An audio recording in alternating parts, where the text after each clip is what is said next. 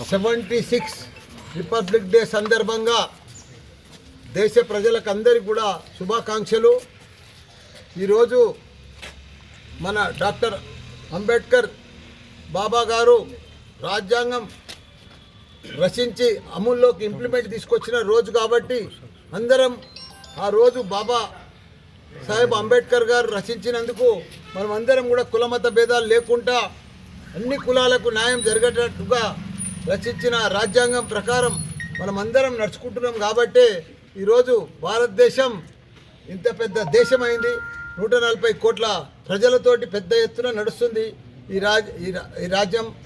ఇంకా ముందు ముందు కూడా రాబోయే రోజులలో ప్రపంచంలోనే మనమే నంబర్ 1 రాజ్యంగా కూడా అవుతామని కూడా మనవి చేస్తున్నాం. ఎందుకంటే ప్రపంచంలో అంతా కూడా ఎక్కడ కూడా యువత లేదు. యువత ఉందంటే భారతదేశంలో ఉంది, తెలంగాణలో ఉంది. ప్రపంచం అంతా కూడా చైనా కానీ, జపాన్ కానీ, కొరియా కానీ ఇక్కడ కూడా సీనియర్ సిటిజన్స్ అయిపోయినారు. యువ ఇంజనీర్స్ కానీ, టెక్నాలజీ పీపుల్ కానీ, స్కిల్ పీపుల్ కానీ ఎక్కడ లేరు. మన భారతదేశంలోనే ఉన్నారు, మన తెలంగాణలో ఉన్నారు.